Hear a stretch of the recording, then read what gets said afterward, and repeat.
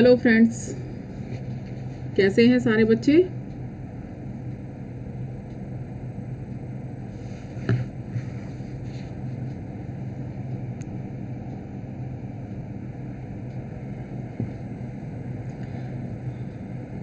आप सबका अनअकैडमी के प्लेटफॉर्म पर आप सारे बच्चों का स्वागत है। आप सारे बच्चे ज्वाइन कर सकते हैं अनअकैडमी के प्लेटफॉर्म पर। आज हम आप सारे बच्चों को मोस्ट इम्पॉर्टेंट MCQs बताने वाले हैं, जहां से बहुत सारे क्वेश्चन आएंगे आप लोगों को UGC नेट के एग्ज़ाम में और असिस्टेंट प्रोफेसर के एग्ज़ाम में। ओके,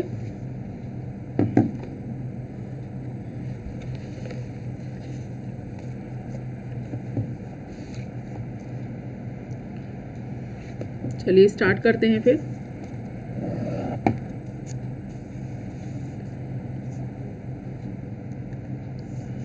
अनअकैडमी के प्लेटफॉर्म पर प्राइस हाइक होने का अलर्ट जारी हो गया है। ओके भाई, तो जो बच्चे अनअकैडमी का प्लेटफॉर्म ज्वाइन करना चाहते हैं वो 1 जुलाई से पहले आप सारे बच्चे सब्सक्रिप्शन कोर्स ले सकते हो, प्लस ले सकते हो या आप आइकॉनिक ले सकते हो। दोनों ही बेनिफिट हैं आप सारे बच्चों के लिए। ओके भाई, हेलो राजकुमारी, गुड इवनिंग भाई, गुड इवनिंग। ठीक है, तो हमारा कोड है नीलू लाइव, और नीलू लाइव लेकर आप unlock the free classes at Unacademy free platform. Okay, तो आप सारे बच्चे ज्वाइन कर सकते हो। सीमा गौतम ने भी ज्वाइन किया है। कैसे हो बच्चे? सीमा गौतम, ठीक है। साथ में जीत की तैयारी चल रही है अनअकैडमी के प्लेटफॉर्म पर। ठीक है, आप लोग सारे बच्चे ज्वाइन कर सकते हो, स्पेशल क्लासेस भी ज्वाइन कर सकते हो और प्लस क्लासेस भी ज्वाइन कर सकते हो। रघुवीर ने भी ज्वाइन किया है। गुड इवनिंग रघुवीर। ठीक है, तो जिसके अंतर्गत आप सारे बच्चों को नेट के साथ साथ असिस्टेंट प्रोफेसर के एग्ज़ाम में भी सफलता मिलेगी। ओके, तो जीत की तैयारी ये आप लोगों के अनअकैडमी के प्लेटफॉर्म पर चल रही है, जिसके अंतर्गत प्लस क्लासेस भी चलाई जा रही हैं और स्पेशल क्लासेस भी चलाई जा रही हैं। ओके, साथ में हमारा कंप्लीट कोर्स भी लॉन्च हुआ है। ये हुआ 1 मई से, जिसके अंतर्गत पूरी 10 यूनिट आप लोगों को कंप्लीट कराई जाएंगी। फर्स्ट पेपर की 10 यूनिट और सेकंड पेपर की 10 यूनिट। तो अनअकैडमी के प्लेटफॉर्म पर आप सारे बच्चे ज्वाइन कर सकते हो, जिसके अंतर्गत आप लोगों को फर्स्ट पेपर की 10 यूनिट और सेकंड पेपर की 10 यूनिट पूरी ही मिलने वाली है, जो कि आपका नेट का भी सिलेबस है और साथ में असिस्टेंट प्रोफेसर का भी सिलेबस है। तो दोनों ही सिलेबस यहाँ पर कंप्लीट होते हैं। ओके भाई, साथ में टेस्ट सीरीज भी चल रही है, मास्टर नेट प्रैक्टिस सीरीज भी चल रही है, जिसके अंतर्गत every Monday, Wednesday and Friday को ये टेस्ट सीरीज होती है। 2 जून से स्टार्ट हुई है। आप सारे बच्चे ज्वाइन कर सकते हो, ये आपके लिए काफ़ी बेनिफिट है। अनअकैडमी के प्लेटफॉर्म पर आप सारे बच्चों को प्लस में डेली लाइव क्लासेस मिलती हैं, स्ट्रक्चर कोर्स है, लाइव टेस्ट है, अनलिमिटेड एक्सेस है। ओके भाई, तो डेली लाइव क्लासेस और स्ट्रक्चर कोर्स का मतलब है कि जैसे कि आपकी फर्स्ट पेपर में 10 यूनिट है, सेकंड पेपर में 10 यूनिट है, तो 10-10 यूनिट से रिलेटेड छोटे से छोटा टॉपिक आपका कंप्लीट कराया जाता है। ये होता है स्ट्रक्चर कोर्स, है ना। तो कोई भी चीज़ आपकी सिलेबस से बाहर, कोई भी चीज़ मतलब छोड़ी नहीं जाती है। ओके, इसके साथ लाइव टेस्ट होता है, जिसके अंतर्गत आप सारे बच्चों को बहुत सारे PYQ मिलते हैं, MIQ मिलते हैं, हैंड राइटिंग नोट्स भी मिलते हैं, आप सारे बच्चों को PDF भी मिलती है। ओके, और अनलिमिटेड एक्सेस करने के लिए मिलता है। अनलिमिटेड एक्सेस जैसे कि आपने हमारा नीलू लाइव कोड लिया और आपने प्लस को ज्वाइन कर लिया। ओके भाई, तो जब आप उसको ज्वाइन कर लेते हो तो प्लस के जितने भी एजुकेटर्स की क्लास होती है फर्स्ट पेपर और सेकंड पेपर से रिलेटेड, वो सारी क्लासेस भी आप सारे बच्चों को एक्सेस करने के लिए मिलती हैं, डाउनलोड करने के लिए मिलती हैं और अनलिमिटेड पढ़ने के लिए मिलती हैं। उसमें कोई किसी प्रकार की मनाही नहीं होती। फीस स्ट्रक्चर समझ लेते हैं। 1 मंथ की फीस है 2900, 10% का डिस्काउंट मिलता है यहाँ पर आपको और फीस हो जाती है 2610।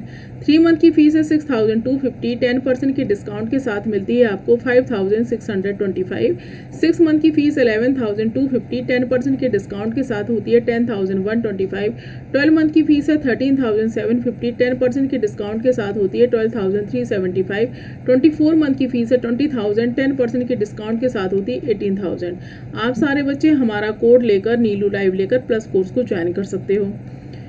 अनअकैडमी के प्लेटफॉर्म पर ही आइकॉनिक प्लान है। आइकॉनिक प्लान के अंतर्गत आप सारे बच्चों को पर्सनल कोच मिलते हैं, स्टडी प्लानर है, स्टडी बूस्टर है, डेडिकेटेड डाउट क्लियरिंग सेशन है, प्रिपरेशनरी स्टडी मटेरियल है, अनलिमिटेड प्रैक्टिस है, स्ट्रक्चर कोर्स है और इंटरव्यू प्रिपरेशन है। ये सारी चीज़ें आपको आइकॉनिक प्लान के अंतर्गत मिलती हैं। आइकॉनिक प्लान की जो बेनिफिट क्या है प्लस और आइकॉनिक में, लाइव क्लासेस आपको दोनों में ही मिलती हैं, टेस्ट सीरीज दोनों में ही है, स्ट्रक्चर शेड्यूल दोनों में है। पर्सनल कोच का अंतर कहाँ से हो जाता है बच्चे, कहाँ से आइकॉनिक से स्टार्ट हो जाता है पर्सनल कोच का अंतर। स्टडी प्लानर आपका आइकॉनिक में है, स्टडी बूस्टर सेशन आइकॉनिक में है, पर्सनल डाउट सॉल्विंग आइकॉनिक में, इंटरव्यू प्रिपरेशन आइकॉनिक में है और प्रिपरेशनरी स्टडी मटेरियल आपको आइकॉनिक में है। तो आइकॉनिक में पर्सनल कोच से यहाँ पे आपको बेनिफिट ज़्यादा मिलता है।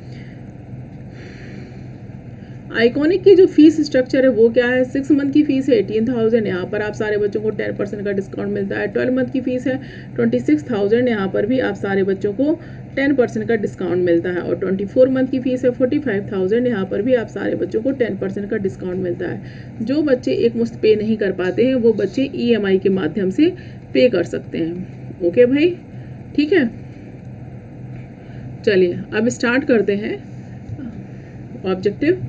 तो निम्नलिखित में से किसने कहा था सिद्धांत के बिना शोध का शिक्षण दुख साबित हो सकता है और आंकड़ों के समर्थन के बिना सिद्धांत निरर्थक साबित हो सकता है?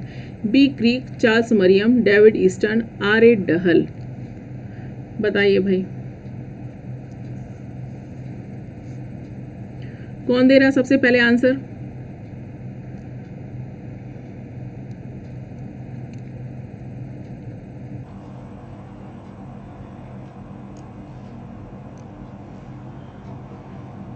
सीमा, राजकुमारी, राहुल, रघुवीर सिंह, बताइए भाई। ऑडियो वीडियो क्लियर है आप सारे बच्चों को? ऑडियो वीडियो क्लियर है? वेरी गुड सीमा, वेरी गुड बच्चे, है ना। सी है ना, डेविड ईस्टन। डेविड ईस्टन ने कहा था सिद्धांत के बिना शोध का शिक्षण दुख साबित हो सकता है और आंकड़ों के समर्थन के बिना सिद्धांत निरर्थक साबित हो सकता है। ठीक है बच्चे, तो डेविड ईस्टन है ये इसका सही आंसर। सेकंड है, राजनीतिक अभिजन वर्ग में निम्नलिखित में से कौन होते हैं? अधीनस्थ समूह और वंचित नेता, शासक और जनता, नेता और अनुसरणकर्ता, अल्पतंत्र और कुलीन तंत्र। बताइए भाई।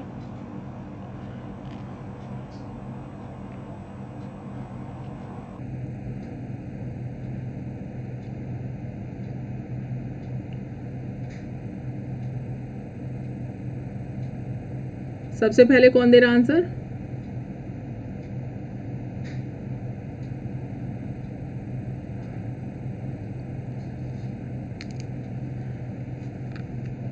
वेरी गुड सीमा, वेरी गुड। सबसे पहले सीमा ने आंसर दिया अल्पतंत्र और कुलीन तंत्र। ओके रवि, ठीक है। अभिजन वर्ग में बच्चे रवि सोलंकी, और ये क्या है, राजनीतिक अभिजन वर्ग में अल्पतंत्र और कुलीन तंत्र का कॉन्सेप्ट आता है। ठीक है, निम्नलिखित में से किसने तर्क दिया था कि राजनीतिक विकास प्रशासनिक और विधिक विकास है? नीचे दिए गए कूट में सही उत्तर का चयन कीजिए। राजनीतिक सामाजिकरण, राजनीतिक संप्रेषण, राजनीतिक आधुनिकीकरण और राजनीतिक विकास।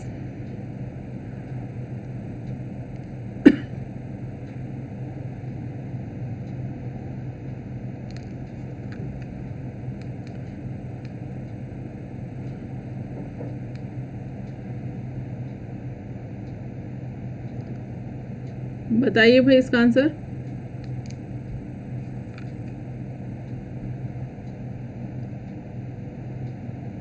वेरी गुड, राजनीतिक सामाजिकरण, है ना। Ashutosh Ranjan, correct, very good answer, है ना। नेक्स्ट है, निम्नलिखित में से कौन संसदीय सरकार में प्रथम प्रधानमंत्री बना था? ये तो बिल्कुल 100% सभी आंसर सही देना। Very good Seema. ठीक है, इसका सही आंसर कौन है? William Pitt, Henry Pelham, William Pulteney, Robert Walpole. Seema very good बच्चा, फास्ट आंसर देने के लिए वेरी गुड बच्चे। और भी सारे बच्चे आ गए हैं, काफ़ी सारे बच्चे। आंसर दो भाई सारे बच्चे। Robert Walpole. ठीक है, सबसे पहले संसदीय सरकार में प्रधानमंत्री कौन बने थे? Robert Walpole. कहाँ पर? ब्रिटेन में, है ना। साइबरनेटिक्स का तात्पर्य है संप्रेषण का विज्ञान, संप्रेषण पद्धतियां, कृत्रिम बुद्धिमत्ता, नियंत्रण और संप्रेषण का विज्ञान।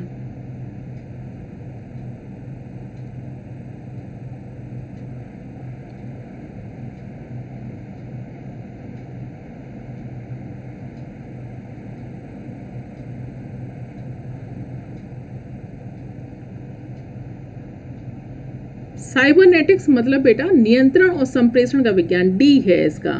सीमा गौतम, साइबरनेटिक्स क्या है? डी, नियंत्रण और संप्रेषण का विज्ञान। ओके।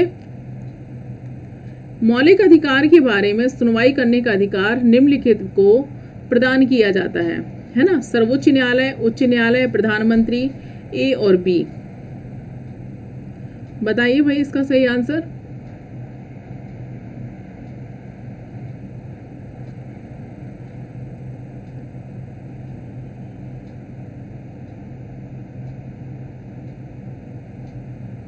वेरी गुड, है ना। तो मौलिक अधिकारों के संबंध में जन सुनवाई का अधिकार किसको है? सर्वोच्च न्यायालय और उच्च न्यायालय दोनों को ही। फंडामेंटल राइट से संबंधित सुनवाई कहाँ की जा सकती है? सीधे सीधे सर्वोच्च न्यायालय, उच्च न्यायालय में डायरेक्ट, है ना, फंडामेंटल राइट से। नेक्स्ट है, निम्न में से कौन सा मौलिक अधिकार नहीं है? धार्मिक स्वतंत्रता का अधिकार, विचार और अभिव्यक्ति का अधिकार, सभी पुरुषों और महिलाओं हेतु समान काम के लिए समान वेतन का अधिकार, समानता का अधिकार।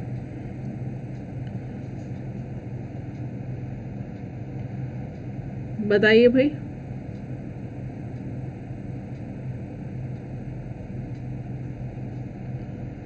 वेरी गुड आशुतोष रंजन, सही आंसर दिया। वेरी गुड बच्चे।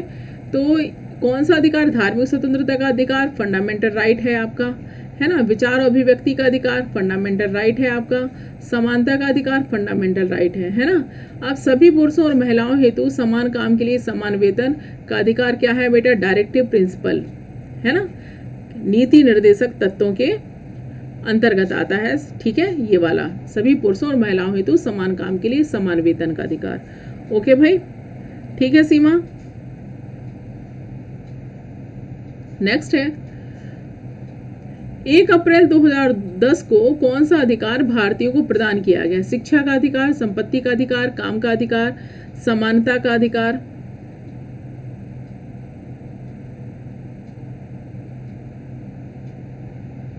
वेरी गुड सीमा, सबसे पहले सीमा ने आंसर दिया। वेरी गुड बच्चे।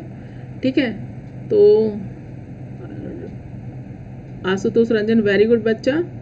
ठीक है, शिक्षा का अधिकार, है ना। 1 अप्रैल 2010 को कौन सा अधिकार भारतीयों को दिया गया? शिक्षा का अधिकार। वेरी गुड बच्चा। नेक्स्ट है, राष्ट्रीय बाल अधिकार संरक्षण आयोग ने बाल कलाकारों के लिए कितने वर्ष की न्यूनतम आयु निर्धारित की? 14 वर्ष, 10 वर्ष, 18 वर्ष, कोई सीमा नहीं।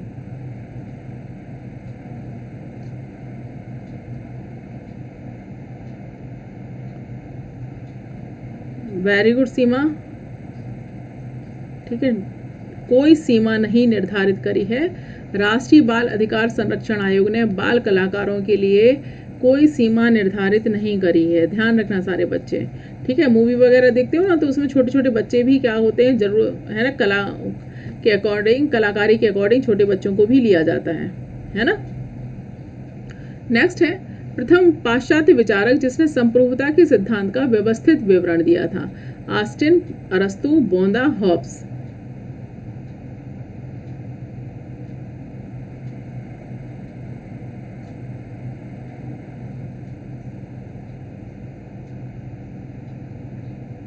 वेरी गुड सीमा, है ना, बोंदा, है ना। प्रथम पाश्चात्य विचारक जिसने संप्रभुता के सिद्धांत का व्यवस्थित विवरण दिया था, किसने? बोंदा ने। वेरी गुड, है ना। ओके बच्चे। नेक्स्ट है, मंत्रिमंडल पर संसदीय नियंत्रण के उपायों में निम्नलिखित में से किसका समावेश नहीं है? अविश्वास प्रस्ताव, निंदा प्रस्ताव, ध्यानाकर्षण प्रस्ताव, महाभियोग।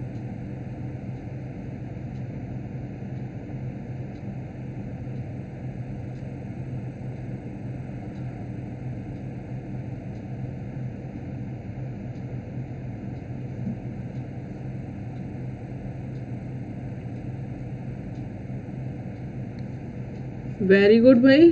ठीक है, तो मंत्रिमंडल पर संसदीय नियंत्रण के उपाय में कौन कौन शामिल होते हैं? अविश्वास प्रस्ताव मंत्रिमंडल पर संसदीय नियंत्रण कहलाता है। निंदा प्रस्ताव ये भी मंत्रिमंडल पर संसदीय नियंत्रण कहलाता है।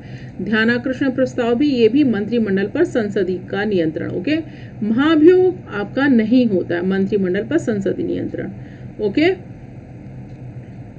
नेक्स्ट है उपराष्ट्रपति के पुनर्निर्वाचन के संबंध में संविधान केवल एक बार पुनः निर्वाचन का प्रावधान करता है।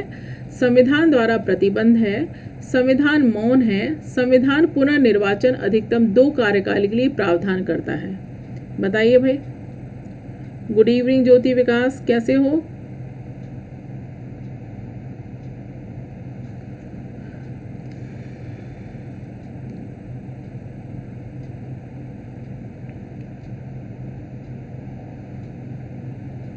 वेरी गुड सीमा, है ना। संविधान मौन है। उपराष्ट्रपति के पुनर्निर्वाचन के संबंध में इवन भारत के राष्ट्रपति के निर्वाचन के संबंध में कितनी बार उनका निर्वाचन होगा कुछ भी नहीं कहा गया है। जैसे कि अमेरिका में राष्ट्रपति का जो निर्वाचन होता है ना कि भाई 2 बार से ज़्यादा नहीं बनेंगे, तो हमारे देश के जो संविधान है, संविधान में कहीं भी नहीं लिखा है कि राष्ट्रपति उपराष्ट्रपति का कितनी बार निर्वाचन होगा। ओके, तो क्या आंसर आएगा? संविधान मौन है।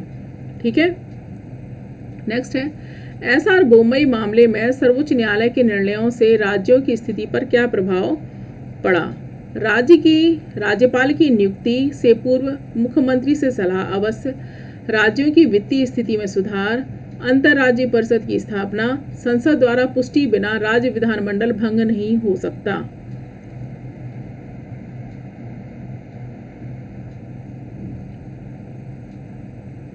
बताइए भाई।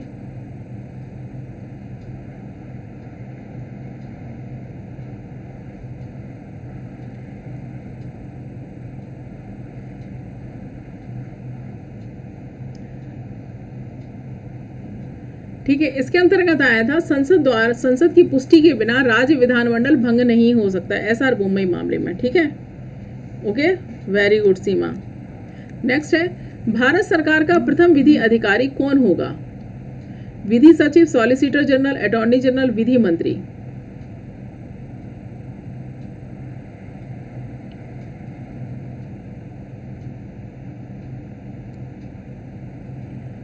Very good Seema. ठीक है, अटॉर्नी जनरल है ना। ओके, प्रथम विधि अधिकारी अटॉर्नी जनरल। निम्नलिखित में से किसे हटाने का अधिकार संसद को नहीं है?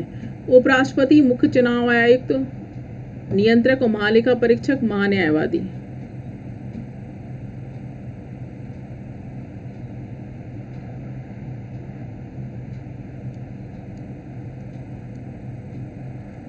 बताइए भाई इसका आंसर। महान्यायवादी। ठीक है, ओके भाई, इसका आंसर है महान्यायवादी। ठीक है, नेक्स्ट है इस कथन का प्रत्येक कॉमनवेल्थ लोगों का एक समझौता होता है। यदि उसे बने रहना है तो उसका प्रशासन किसी योजना के अनुसार होना चाहिए। किसका कथन है ये? थॉमस एक्विनास का, सेंट ऑगस्टाइन का, पडुआ का, सिसरो का।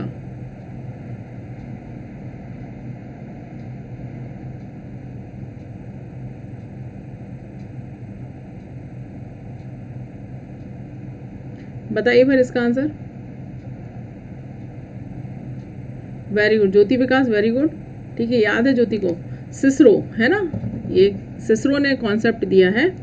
नेक्स्ट है जहां कोई लिखित संविधान नहीं है वह किसी विषय की संवैधानिक स्थिति का पता लगाने के लिए कौन सा तरीका अपनाना होगा? संसदीय अधिनियम के अंतर्गत, न्यायालय के निर्णय, लोक विधि, संसद के नियम और रीति रिवाज, उपयुक्त सभी।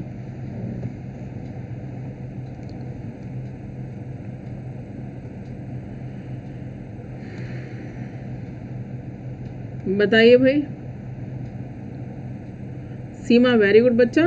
तो जैसे कि ब्रिटेन का संविधान है, वहां पर संविधान लिखा नहीं है, लिखित नहीं है, तो कैसे करते हैं? न्यायालय के निर्णय, लोक विधि, संसद के नियम और रीति रिवाज है ना, इनके आधार पर क्या करते हैं? डिसीजन लेते हैं। ठीक है, ओके, उपयुक्त सभी आएगा यहाँ पर। एकात्मक शासन प्रणाली से आशय है स्थानीय शासन को कोई कानून बनाने का अधिकार नहीं, वह संसदीय कानून को लागू करने के लिए आवश्यक उपनियम बना सकता है। स्थानीय शासन की सारी शक्तियां केंद्रीय सरकार की देन है, केंद्रीय सरकार के विवेक पर ही आश्रित होती हैं। उपयुक्त सभी। इसका सही आंसर क्या है बच्चे?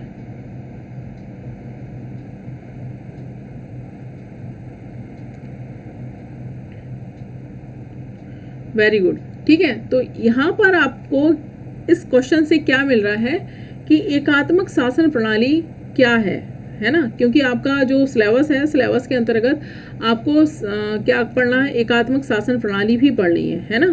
तो एकात्मक शासन प्रणाली के सारे क्या है? लक्षण है। स्थानीय शासन को कोई कानून बनाने का अधिकार नहीं।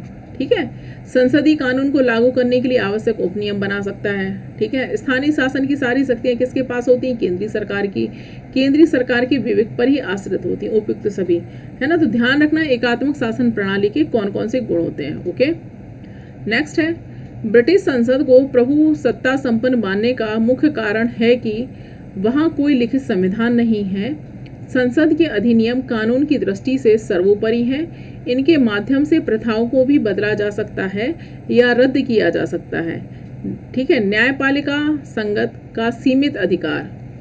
ठीक है बच्चे, न्यायपालिका का सीमित अधिकार। ए और बी, बताइए भाई इसका सही आंसर।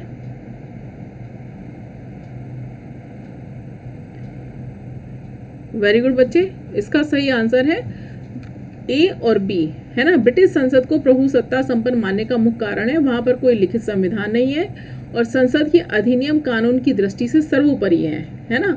इनके माध्यम से प्रथाओं को भी बदला जा सकता है या रद्द किया जा सकता है। तो इसके कौन सा आंसर आएगा बेटा? ए और बी, करेक्ट। अमेरिकी राष्ट्रपति के संबंध में क्या गलत है? बताइए।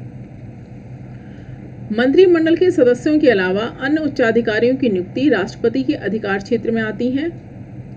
विदेशों के साथ संधि करता है और संधियों के लिए सीनेट का अनुसमर्थन होना जरूरी है। ठीक है, कार्यकारी समझौते के लिए सीनेट के अनुसमर्थन की जरूरत नहीं होती। अमेरिका की थल सेना, नौसेना और वायुसेना के सर्वोच्च सेनापति न होने के नाते राष्ट्रपति सैनिक उच्च अधिकारियों की नियुक्ति नहीं करता। बताइए भाई इसका सही आंसर।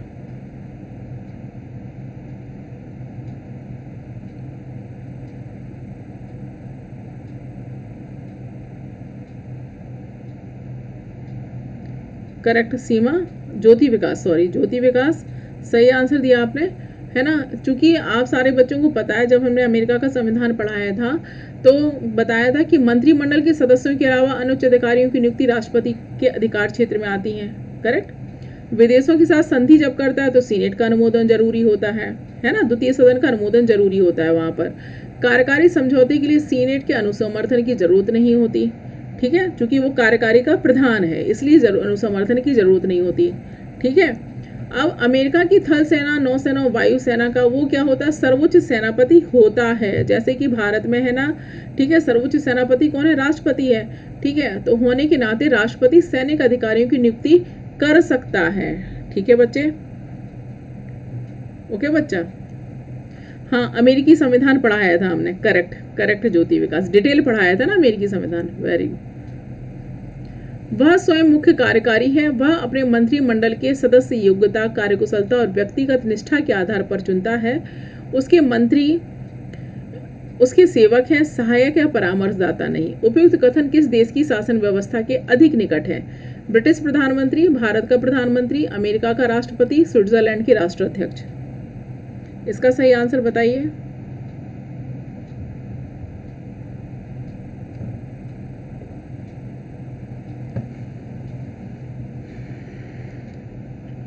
वेरी गुड, सीमा गौतम ने सही आंसर दिया है।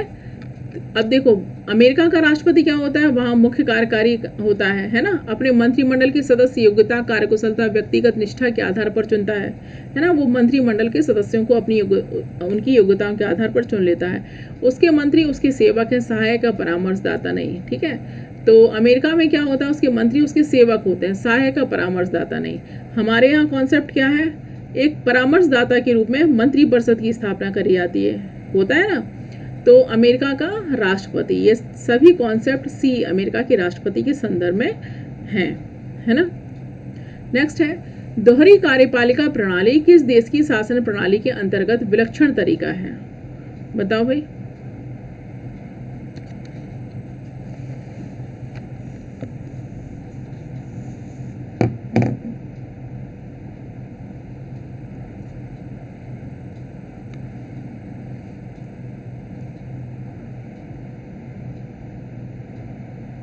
वेरी गुड, है ना।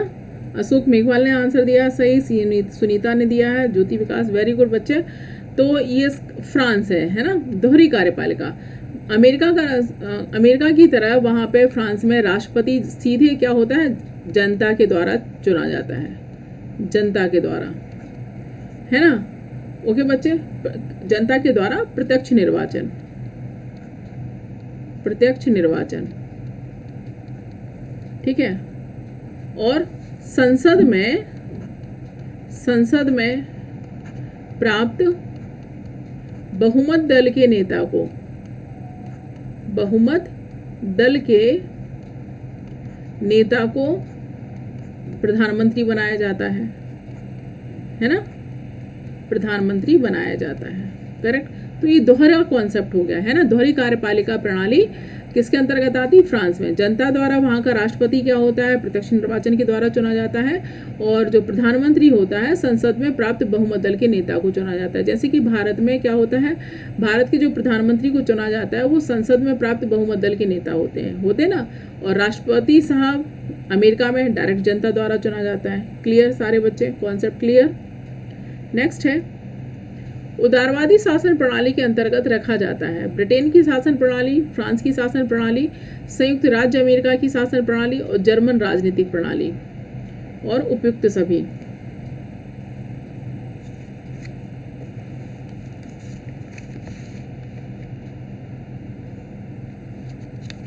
बताइए भाई।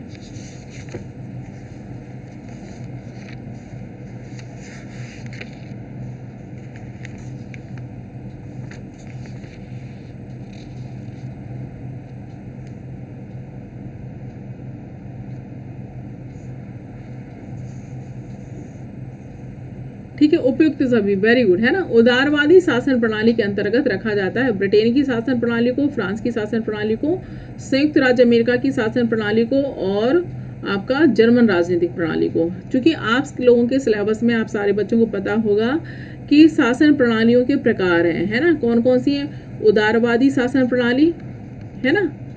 शासन प्रणाली के आधार पर जो वर्गीकरण है, ये है शासन प्रणाली के आधार पर, शासन प्रणाली के आधार पर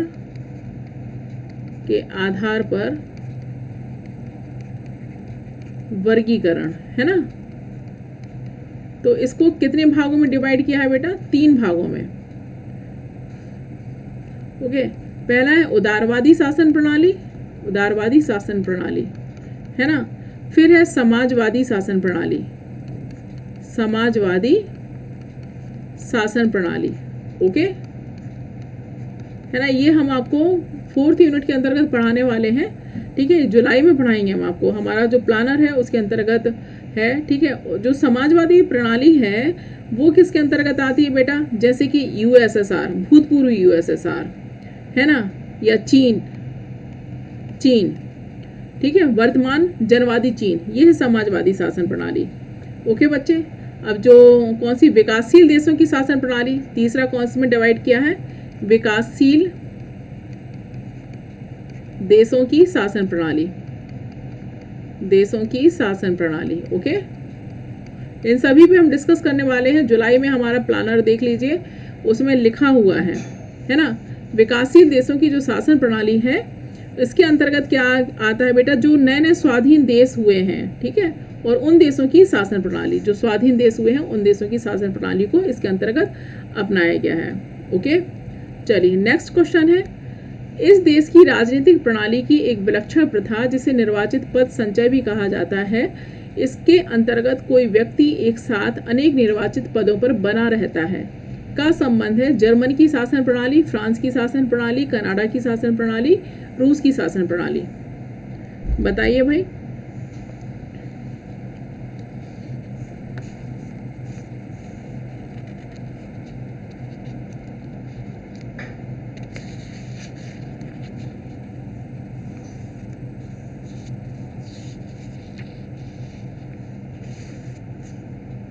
वेरी गुड बच्चे, है ना, कहाँ की, फ्रांस की शासन प्रणाली, वेरी गुड, है ना। इसमें क्या है, राजनीतिक प्रणाली की एक विलक्षण है, क्या है, निर्वाचित पद संचय भी कहा जाता है। जैसे कि एग्जाम्पल के रूप में जब हमारे यहाँ क्या होता है, जिसको एमपी का इलेक्शन लड़ना है, ठीक है, एमपी का इलेक्शन लड़ना है, तो वो क्या करता है, एमएलए की सीट छोड़ता है कि नहीं छोड़ता है, एमएलए से रिजाइन करता है। फ्रांस में ऐसा नहीं होता है, फ्रांस में क्या होता है, क्या होता है बेटा, वो अपने पद वहां से भी क्या बना रह सकता है। क्लियर सारे बच्चे, है ना। तो भाई सारे बच्चे, अब आप लोगों का हो गया है समय खत्म, ठीक है। अब मिलेंगे हम आप लोगों को नेक्स्ट सेशन में। ओके, नेक्स्ट सेशन होगा हमारी जो क्लासेस होती हैं एवरी वेडनेसडे एंड थर्सडे, ठीक बच्चे। तो जिन बच्चों ने अभी तक अनअकैडमी का प्लेटफॉर्म पर ज्वाइन नहीं किया है, वो सारे बच्चे ज्वाइन कर सकते हैं और हमारा कोड ले सकते हैं नीलू लाइव। इसके साथ आप सारे बच्चे क्या कर सकते हो, अनअकैडमी के प्लेटफॉर्म पर आ सकते हो। ओके भाई, और इसके अंतर्गत आप सारे बच्चों को फर्स्ट पेपर भी पढ़ने को मिलेगा और सेकंड पेपर भी पढ़ने को मिलेगा। तो जिन बच्चों ने ज्वाइन नहीं किया है वो कर सकते हैं, ये हमारा टेलीग्राम लिंक है, ठीक है। इसके साथ और नीलू लाइव लेके स्पेशल क्लास को भी आप लोग अनलॉक कर सकते हो फ्री क्लासेस पढ़ने के लिए। ओके बच्चे, ठीक है। और अनअकैडमी के प्लेटफॉर्म पर हमारी क्लास होती है स्पेशल 12:45 पर, है ना, और स्पेशल क्लास होती है हमारी एवरीडे 6:30 पर, ठीक है। और डिस्क्रिप्शन क्लास होती है एवरीडे 4 बजे, ठीक। तो आप सारे बच्चे ज्वाइन कर सकते हो और हमें फॉलो भी कर सकते हो ताकि हमारी क्लास का नोटिफिकेशन आप तक आ जाए। ओके भाई सारे बच्चे, okay, bye bye bye, thank you बेटा।